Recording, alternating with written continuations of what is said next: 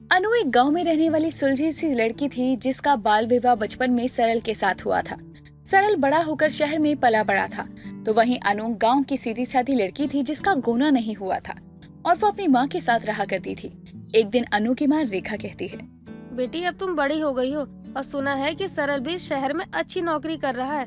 मेरे ख्याल से अब सही वक्त आ गया है कि तुम्हारा गौना कर दिया जाए और तुम्हें उसके साथ भेज दिया जाए। अनु ये सुनकर शर्मा जाती है और कमरे की तरफ भाग निकलती है। रेखा अपनी बेटी का गोना करके सरल के साथ उसे शहर रवाना करती है। सरल उसे बस से शहर लेकर आता है और शहर आते ही उसे बस स्टॉप पर छोड़कर भागने लगता है और उसे भागते देखकर अनु चिल्लाते हुए बोलती है, सरल जी सुनो तो, मेरी बात तो सुनो। जिसके बाद वो बहुत ज्यादा रोती है और खुद से कहती है, सरल ने मेरे साथ ऐसा क्यों किया? ऐसी क्या कमी थी मुझ में जो आप मुझे ऐसे छोड़कर चले गए? मैं वापस घर भी नहीं जा सकती, क्योंकि अगर मेरी माँ को पता लगा कि मेरे पति ने मुझे छोड़ दिया है तो उनको कुछ हो जाएगा। ऊपर से गांव में जो बदनामी होगी वो अलग। इतना कहकर जहाँ अनु दर दर की ठोकरें खा रही थी, सड़कों पर भटक रही थी, वहीं सरल अपने घर आता है जहाँ उसकी दूसरी पत्नी नीमा दरवाजा खोलकर उससे बोलती है, आ गए आप, पूरे 2 दिन के बाद आयो, अब मैं आपको कहीं जाने नहीं दूंगी। इतना कहकर नीमा सरल को गले से लगा लेती है और सरल भी अपने मन में सोचता है, तुमको छोड़कर कहीं ना जाना पड़े, इसलिए तो ये सब कर रहा हूँ मेरी जान। जिसके बाद अगले दिन नीमा को बाय बोलकर वहीं नीमा अपने घर के काम करने के बाद शॉपिंग के लिए जाती है। तभी उसे एक औरत रास्ते में बेहोश मिलती है, जिस पर पानी के छींटे मारकर वो उसे उठाती है और कहती है, कौन हो तुम और तुमको चक्कर कैसे आया? अनु नीमा को अपनी सारी कहानी सुनाती है, जिसे सुनने के बाद नीमा की आंखें नम हो जाती है और वो सरल को कॉल करती है। हेलो बेबी सुनो। जान मैं अभी बात नहीं कर सकता, बहुत बिजी हूँ, एक मीटिंग है। इतना कहकर सरल तो कॉल कट कर देता है और अपना काम करने लगता है। वहीं नीमा अनु से कहती है, अरे अनु, उस बेरहम पति का नाम तो बताओ जिसने तुम्हारे साथ ये सब किया। नहीं नीमा जी, हमारे खानदान में पत्नियां शादी के बाद पति का नाम नहीं लेती हैं। ओहो, तुम औरतें और तुम्हारे पुराने विचार, वो भी उस कंजर के लिए जो तुमको इस तरह छोड़कर चला गया। खैर अब तुम क्या करोगी? ये तो पता नहीं, पर मैं गाँव नहीं जाऊंगी, बस यहीं कोई छोटा मोटा काम करके अपनी जिंदगी काट लूंगी। नीमा को अनु की ये बात सुनकर एक तरकीब सोचती है और वो अनु से कहती है, अच्छा अगर तुमको कोई दिक्कत ना हो तो तुम मेरे घर चल सकती हो। मुझे एक नौकरानी की जरूरत है, तुमको घर मिल जाएगा और मेरा फायदा भी हो जाएगा। ये सुनकर अनु नीमा के साथ चलने को राजी हो जाती है। शाम होने पर जैसे ही सरल घर आता है तो अनु को उसके लिए चाय लेकर आता देखकर वो चौंक जाता है, तो वहीं अनु भी चाय का कप गिरा देती है। जिसके बाद अनु को ये समझते देर नहीं लगती कि नीमा उसकी सौतन थी और सरल ने उसे धोखा दिया। अब इस सौतन होने का दर्द उसे सारी जिंदगी झेलना भी था। जिसके बाद अनु नॉर्मल रिएक्ट करती हुई सरल से कहती है, माफ करना साहब, मैं आपके लिए दूसरी चाय बना कर लाती हूँ। इतना कहकर अनु चाय बनाने चली जाती है और सरल आकर नीमा से बोलता है, ये कौन है? ये किस भिखारन को तुम घर उठा ले आई? बेबी ऐसे क्यों बोल रही हो? पता है इसका पति कितना कमीना है, इसे छोड़कर भाग गया। पता नहीं क्यों मुझे वो बहुत अपने जैसी लगती है। लगेगी ही, सौतन जो है। कुछ कहा तुमने? नहीं नहीं, बस ये कि मुझे मेरे घर में फालतू की भीड़ नहीं पसंद है। ओह हेलो, तुम्हारा घर? ये घर मेरा भी है। इनफैक्ट तुम्हारी जॉब भी मेरे पापा की दी हुई है। इसलिए ही तो झेल रहा हूँ तुमको, वरना तुमसे सही तो ये गांव की गवार दिखती है। खैर ये गवार कुछ बोलेगी नहीं और मैं दोनों से मजे ले सकता हूँ। जहाँ सरल अनु और नीमा के लिए इतनी नीच सोच रख रहा था, वहीं अनु रसोई में काम करते हुए बोलती है, कोई बात नहीं, मेरे पति अगर मुझे ना अपनाए तो कम से कम मैं उनके आसपास तो हूँ ना, मेरे लिए यही काफ़ी है। और नीमा जी कितनी अच्छी हैं, मैं उनका दर्द भी नहीं देख सकती। अगर उनको सच पता लगा तो उन पर क्या बीतेगी। इतना सोचकर अनु अपनी चाय बनाकर लाती है और सबको देती है। जिसके बाद अनु अपनी सौतन के साथ उसी के घर में रहने लगती है, लेकिन नौकरानी बनकर। दिन बीतते हैं और सरल रहता तो नीमा के साथ है, पर छुप छुप कर वो अनु को भी छेड़ा करता। अनु कोई ना कोई तरीका बनाकर खुद को हर बार बचाया करती। एक दिन नीमा आकर सरल के सामने अनु से कहती है, अनु तुम्हारे साथ जो हुआ है तुमको ऐसे चुप नहीं बैठना चाहिए। फिर क्या करूँ दीदी, आखिर पति हैं वो मेरे। क्या करूँ मतलब? तुमको उसकी पुलिस में कंप्लेंट करनी चाहिए। सच बताऊं तो ऐसे लोगों को जेल के अंदर होना चाहिए। पता नहीं अभी किस बेचारी की जिंदगी नरक कर रहा होगा वो। ये सब कुछ सुनने के बाद में सरल उसे रोकता है। अरे नीमा बस भी करो तुम, क्यों इतना हाइपर हो रही हो? अरे क्यों ना हूँ, अगर तुम ऐसा करते ना तो मैं तो तुम्हें धक्के मारकर घर से निकाल देती और कहीं का नहीं छोड़ती। ये सुनकर सरल सकपका जाता है क्योंकि उसे डर था कि उसकी चोरी पकड़ी जाएगी। और अनु कहती है, दीदी छोड़िए, आप क्यों मेरी इतनी चिंता कर रही हैं? पता नहीं नीमा, पर मुझसे तुम्हारा दर्द देखा नहीं जाता और मैं खुद को रोक नहीं पाती। ये सुनकर अनु की आंखें भर आती है और नीमा उसे अपने गले से लगा लेती है। ये औरतें और इनके नाटक, भगवान ही बचाए। अब सरल तो काम पर चला जाता है और अनु अपने घर के कामों में लगी होती है। शाम होने पर सरल पीकर घर आता है और अनु दरवाजा खोलती है, जिसके बाद सरल उसे अपनी बाहों में भरने ही वाला था कि वो भाग जाती है और सरल अपने गंदे इरादों के बारे में सोचता है। कब तक भागोगी? बड़ा पति पति करती है ना मुझे। आज तो इसके पति का हक लेकर रहूंगा, बस एक बार नीमा सो जाए। अब सरल नीमा के साथ में बैठकर खाना खाता है और सोने चला जाता है, जिसके बाद नीमा के सोते ही सरल आधी रात को उठकर अनु के कमरे में जाता है और उसे गले से लगा लेता है। अनु मेरी जान, हाय, आज तक मुझे कभी बाहों में भी नहीं भरा। ये सुनकर अनु डर जाती है, लेकिन वो जानती थी कि अगर वो चिल्लाती तो नीमा भी जाग जाती। जिसके बाद वो बस खुद को सरल से बचाने की कोशिश करती है और सरल उसकी तरफ बढ़ने लगता है, लेकिन सरल कुछ कह पाता या कर पाता इससे पहले ही नीमा अनु के कमरे की लाइट आकर ऑन कर देती है और अनु नीमा को सब कुछ सच सच बता देती है और नीमा सरल को थप्पड़ मारकर पुलिस के हवाले कर देती है और अनु से कहती है, अरे पगली, तूने इतना दुख क्यों झेला? हमें भला करना चाहिए, लेकिन बस उन लोगों का जो इसके लायक हो। इतनी मीठी बनेगी ना तो दुनिया तुझे खा जाएगी। दीदी, मुझे लगा आपको ये जानकर बुरा लगेगा और आप टूट जाओगी। मुझसे ये नहीं देखा जाता कि आपको मेरे कारण तकलीफ हो, क्योंकि जहाँ मुझे अपनों ने छोड़ दिया वहाँ आपने अजनबी होकर मेरा साथ दिया, मुझे संभाला, रहने को छत दी। तो सरल जी के बारे में कैसे बताती आपको, लेकिन मुझे समझ आ गया कि लोगों की इज्जत के लिए हमेशा चुप रहना भी सही नहीं। आज जो सरल जी ने मेरे साथ किया वो कल किसी और के साथ भी कर सकते थे, लेकिन कहते हैं ना, जब दिल साफ हो तो भगवान कुछ नहीं होने देते। आज आप भी देख लो, आपने मुझे बचाया, उनसे शुक्रिया आपका। और आज से मैं आपका सबसे ज़्यादा ख्याल रखूंगी और मैं हमेशा आपके साथ रहूंगी। हर मुश्किल वक्त में भी मैं आपका साथ नहीं छोड़ूंगी। जिसके बाद अनु को ये समझ आता है कि इज्जत लोगों के ओहदे से नहीं उनके कर्मों से की जाती है। जिसके बाद नीमा और अनु एक साथ उसी घर में रहने लगते हैं। सूरज बहुत ही गरीब परिवार से था, जो कि अपनी छोटी बहन गीता और माँ मिताली के साथ रहता था। वो बच्चों को ट्यूशन देकर अपना घर चलाता। एक दिन शाम को जब वो घर लौट कर आता है, तभी उसकी बहन गीता उसके पास आती है। भैया आप आ गए? मैं कब से आपका इंतजार कर रही थी। अच्छा हुआ कि आप जल्दी आ गए। क्या हुआ गीता, तुम्हें मुझसे कोई काम था क्या, जो तुम मेरा इंतजार कर रही थी? हाँ भैया, काम तो था। अब इसे काम बोलो या मेरी फरमाइश, लेकिन मुझे ये चीज चाहिए। पहले चीज का नाम तो बताओ कि तुम्हें चाहिए क्या। अगर मेरे हद में होगा तो मैं तुम्हें कभी मना नहीं करूँगा। बोलो तुम्हें क्या चाहिए। भैया मुझे अपने घर में बिरयानी दावत देनी है राखी पर। ये तुम क्या कह रही हो गीता, गरीब के घर में बिरयानी की दावत, किस खुशी में? मुझे पता था आप भूल जाएंगे। अब क्या भूल गया मैं गीता, साफ साफ बताओ। पहले आप वादा करो कि आप हमारे घर पर बिरयानी की दावत रखेंगे। जो चीज पॉसिबल ही ना हो उस चीज का मैं वादा नहीं कर सकता हूँ। ठीक है, फिर मुझे आपसे कुछ कहना ही नहीं है। गीता इतना कहकर सूरज को बिना पूरी बात बताए वहाँ से चली जाती है और सूरज अपने सर पर हाथ रखकर बैठ जाता है। कुछ देर बाद उसकी माँ मिताली बाजार से सब्जियाँ लेकर घर आती है और सूरज को सर पकड़े बैठे देखकर डर जाती है। क्या हुआ बेटा, तू ठीक तो है? ऐसे सर पकड़कर क्यों बैठा हुआ है? कुछ नहीं माँ, आपके घर में आपकी एक पागल लड़की है, उसी ने मेरे सर में दर्द कर रखा है और कुछ नहीं है। पता नहीं क्या हो गया है उसे। जब से आया हूँ तब से एक बात ही लेकर मेरे पीछे पड़ गई है। अच्छा, अब क्या डिमांड है उस महारानी की? अब क्या बताऊँ मैं माँ आपको।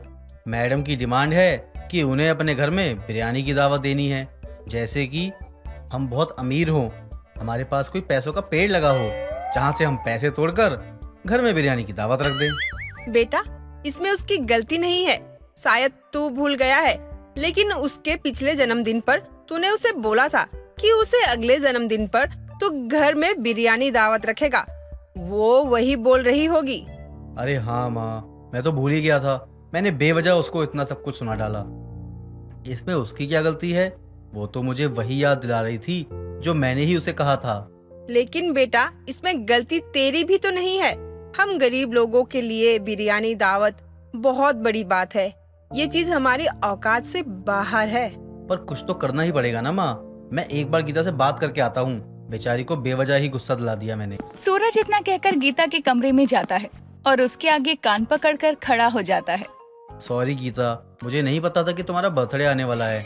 इतना काम होता है, उसी चक्कर में सब कुछ भूल गया। अपने भाई को माफ कर दो प्लीज।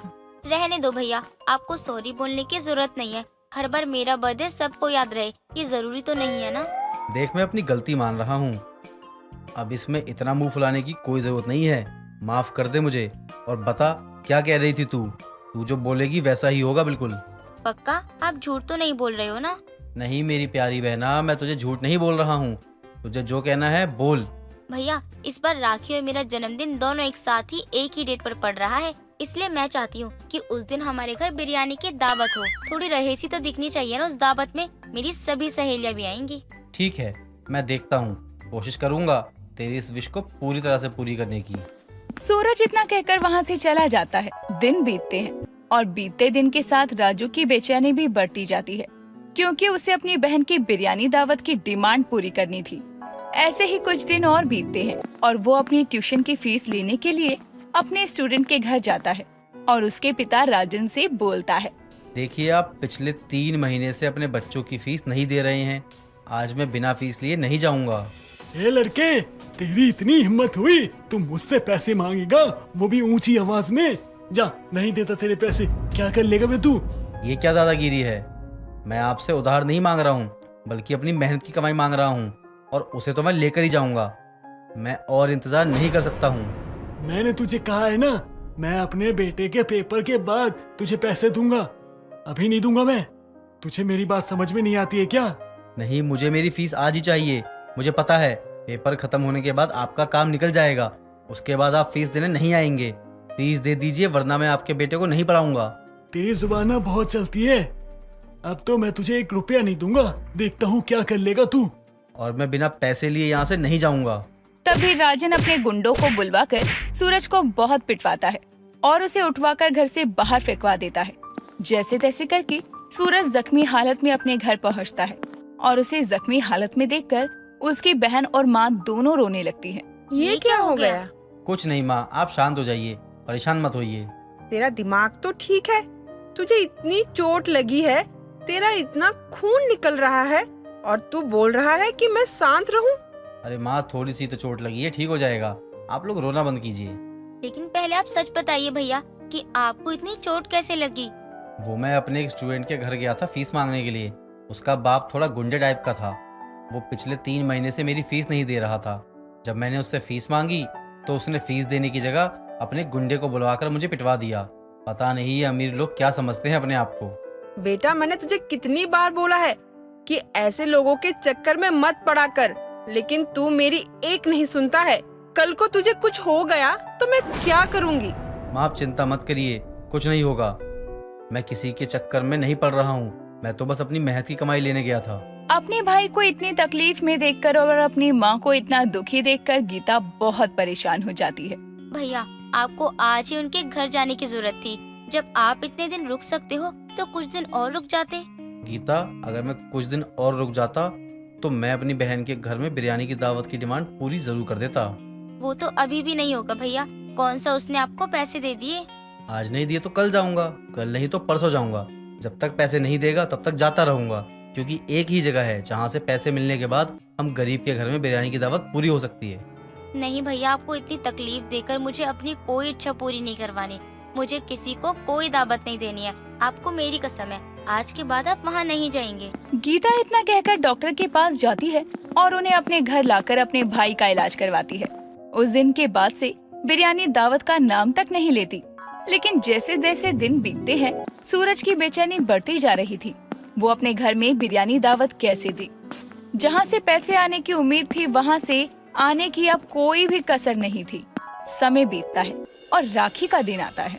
साथ ही गीता का जन्मदिन भी था। वो सुबह सुबह ही आरती की थाली लेकर अपने भाई के पास आती है। भैया आप जल्दी से अपना हाथ दीजिए, मुझे आपको राखी बांधनी है।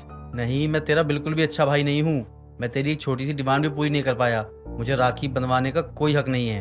भैया आप ये सब छोड़िए और जल्दी से राखी बंधवाइए, मुझे कहीं और भी जाना है। और कहाँ जाना है?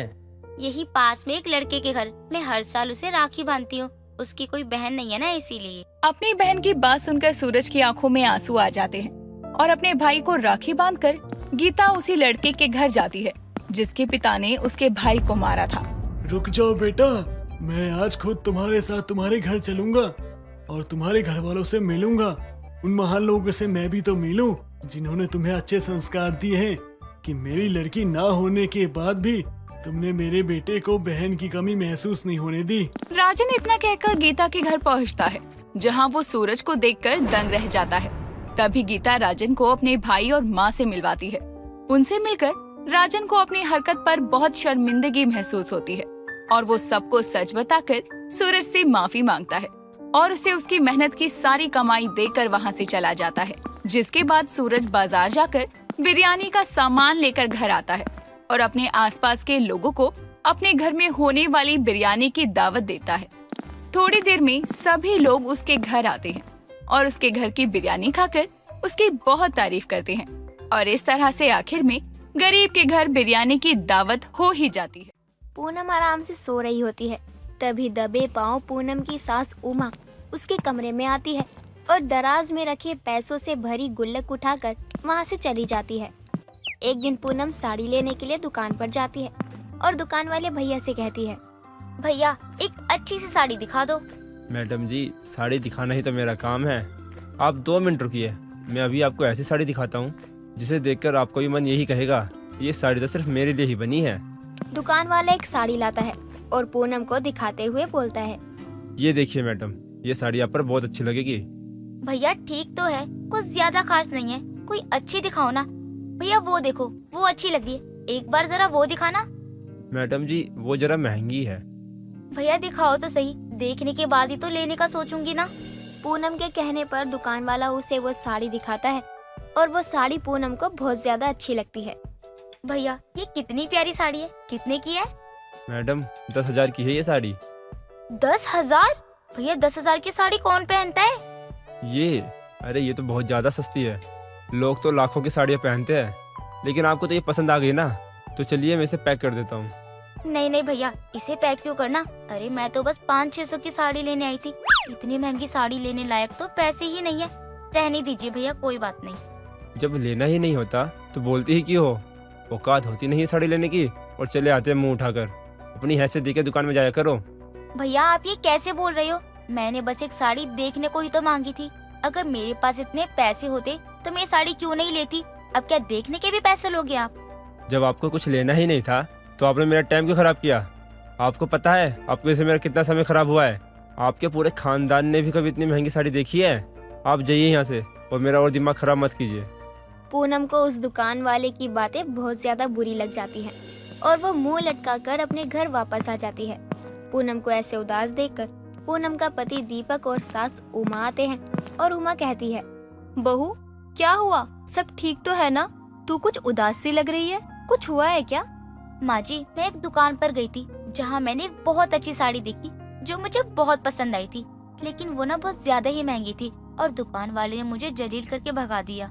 कितनी महंगी थी जो दुकानदार ने तुम्हें दुकान से निकाल दिया? 10,000 की थी। माँ जी, दीपक जी, आप मुझे वो साड़ी दिला दो ना, मेरा बहुत मन है वो साड़ी पहनने का। कुछ महीने बाद मेरा जन्मदिन भी आएगा, मैं तब वो साड़ी पहनना चाहती हूँ। बहू क्या मांग रही है, तुझे पता है ना? अरे हम अपने घर का पूरा सामान भी बेच देना तब भी 10,000 रुपए जमा नहीं होंगे और तुझे 10,000 की साड़ी चाहिए?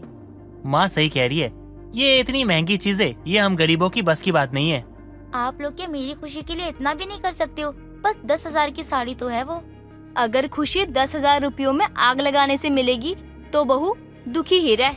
पूनम की सास और पति दोनों ही पूनम की मदद करने से मना कर देते हैं। ये देखकर पूनम को और भी ज्यादा ठेस पहुंचती है। जिसके बाद अगली सुबह पूनम जल्दी से घर का सारा काम करती है और फिर अचार पापड़ बनाने लग जाती है। उमा की जब आँख खुलती है और वो अपनी बहू को अचार पापड़ बनाते हुए देखती है तो उमा अपनी बहू से कहती है, बहू तू ये क्या कर रही है? माँ जी, अब आप लोग तो मुझे वो 10,000 वाली साड़ी दिलाने से रहे, तो मुझे खुद ही अपने लिए कुछ न कुछ करना ही पड़ेगा ना। इसीलिए मैं अचार पापड़ बनाकर लोगों में बेचा करूँगी। पूनम अचार पापड़ का ही नहीं बल्कि लोगों के कपड़े सिलने का काम भी शुरू कर देती है। 1 महीने बाद पूनम के पास 10,000 रुपए जमा हो जाते हैं और पूनम उन पैसों को गुल्लक में डालती है। ये देखकर दीपक कहता है, अपने लिए एक साड़ी लेनी है और तुम इतनी मेहनत कर रही हो, ये देखकर मुझे काफी अच्छा लगा। हाँ बहू, तू अपने किसी शौक को पूरा करने के लिए पति का खून जलाने के बजाय खुद मेहनत कर रही है। सच में ये देखकर काफी खुशी हुई हमें। पूनम को मेहनत करते हुए देखकर उमा और दीपक दोनों को ही काफी अच्छा लगता है। इसलिए अब वो दोनों भी पूनम की छोटे से बड़े काम में बहुत मदद करते हैं। कुछ महीनों में पूनम के पास काफी पैसे जमा हो जाते हैं और उसी शाम जब दीपक काम से घर लौट रहा होता है तो उसका एक्सीडेंट हो जाता है और पैर टूट जाता है। लोगों की मदद से जब दीपक घर आता है तो पूनम और उमा दोनों दीपक को ऐसे देखकर बहुत ज्यादा परेशान हो जाती हैं और पूनम बोलती है, ये आपको इतनी ज्यादा चोट कैसे लगी? वो बस किसी ने पी रखी थी और उसी के कारण मेरा एक्सीडेंट हो गया। लेकिन अभी मुझे अपनी चोट से ज्यादा घर की टेंशन है। घर की टेंशन? लेकिन घर तो ठीक ही है, तो टेंशन क्यों ले रहे हो? घर तो ठीक है, लेकिन मेरी एक टांग टूट चुकी है और अब मैं काम पे कैसे जाऊंगा? काम पे नहीं गया तो घर कैसे चलेगा? मुझे तो कुछ समझ में नहीं आ रहा। आज से पहले मैं इतना लाचार कभी नहीं हुआ था। बेटा तू परेशान मत हो, सब ठीक हो जाएगा। तू जितना परेशान रहेगा तेरी तबीयत उतनी ही खराब होगी। माँ, परेशान ना रहूं तो क्या करूं? मेरा पाँव टूट चुका है, घर की जिम्मेदारियां मेरे कंधों पर है और मैं घर पे बैठ जाऊंगा तो काम कौन करेगा? घर कैसे चलेगा? आप टेंशन क्यों ले रहे हो? मैं हूँ ना, मैंने भी तो सिलाई की है, अचार पापड़ बनाए हैं, मुझे उससे कुछ पैसे मिलते थे और उससे हम घर का खर्चा चलाएंगे और आपकी दवाई भी लाएंगे। लेकिन वो पैसे, वो तो तुम अपनी साड़ी के लिए जमा कर रही थी ना। मैं उन पैसों को हाथ नहीं लगा सकता, मुझे कुछ और सोचना चाहिए। आप सही कह रहे हो, अब से आप जो भी पैसे लाओगे वो माँ जी मुझे मत देना। हम कैसे हाथ लगा सकते हैं उन पैसों को? ऐसी बात नहीं है पूनम। हाँ तो अगर ऐसी बात नहीं है तो आप चुप हो जाइए और उन पैसों को अब घर के लिए इस्तेमाल करेंगे हम। पूनम अपने जमा किए हुए पैसे घर के खर्च में लगा देती है। कुछ दिनों बाद दीपक का पैर ठीक हो जाता है और वो वापस से काम पर जाने लग जाता है। अब फिर पूनम अपनी साड़ी के लिए पैसे जमा करने लग जाती है। अब पूनम अपने जन्मदिन से 1 दिन पहले सारे पैसे गिनती है और रोने लग जाती है। तो वहाँ उमा और दीपक दोनों आते हैं तो दीपक कहता है, क्या हुआ पूनम, तुम रो क्यों रही हो? मेरा कल जन्मदिन है और ये बस 9,000 हुए हैं, 1,000 कम है। इसका मतलब मैं अपने जन्मदिन पर वो महंगी साड़ी नहीं पहन पाऊंगी। बहू तू रो मत, अब जो किस्मत में लिखा होता है वो बदल थोड़ी सकते हैं। पूनम को बहुत रोना आता है और वो रोते हुए सो जाती है। अगली सुबह जब पूनम उठती है तो बिना गुल्लक पर ध्यान दिए सारा काम करने लग जाती है। कुछ देर बाद पूनम का ध्यान उस जगह जाता है जहाँ गुल्लक रखा होता है, तो वहाँ गुल्लक नहीं होता। माँ जी, दीपक जी, मेरा गुल्लक चोरी हो गया, मेरा गुल्लक ही नहीं है यहाँ पर। पूनम के रोने की आवाज सुनकर उमा और दीपक दोनों वहाँ आते हैं। क्या हुआ बहू? माँ जी, मेरा गुल्लक चोरी हो गया। पूनम तुम चिंता मत करो, अरे यहीं कहीं होगा तुम्हारा गुल्लक। कहीं भी नहीं है। एक काम कर बहू, तू जा नहा ले, आज तेरा जन्मदिन है, ऐसे रो मत, हम तब तक तेरा गुल्लक ढूंढते हैं। उमा और दीपक दोनों पूनम को शांत करवाते हैं और पूनम नहाने चली जाती है। कुछ देर बाद पूनम नहा के आती है तो दीपक और उमा दोनों पूनम को एक गिफ्ट देते हैं। पूनम उस गिफ्ट को खोलती है तो उसमें साड़ी होती है। तभी उमा बोलती है, बहू तुझे यही साड़ी चाहिए थी ना? तू इसी साड़ी के लिए इतनी मेहनत कर रही थी ना? हाँ माँ जी, ये वही साड़ी है जो मुझे चाहिए थी, लेकिन आप लोग कैसे लाए और आपको कैसे पता चला कि मुझे यही वाली महंगी साड़ी चाहिए थी? उस दिन हम बाजार गए थे ना, तो तुमने ही तो दिखाई थी मुझे वो साड़ी। और रही बात इस साड़ी को घर लाने की, तो इसका पूरा श्रेय तुम्हें ही जाता है, हमने तो बस कुछ पैसे मिलाए हैं। हाँ, और ये साड़ी तेरे ही पैसे की है। तुझे पता था कि हम ऐसी साड़ी तुझे नहीं दिला सकते कभी, लेकिन तू हिम्मत करती रही और हार नहीं मानी। जिस महंगी साड़ी के लिए पूनम इतनी मेहनत कर रही होती है, आखिरकार वो साड़ी पूनम को मिल ही जाती है। जिसे पहनकर अब पूनम मोहल्ले में हर किसी को दिखाती भी है।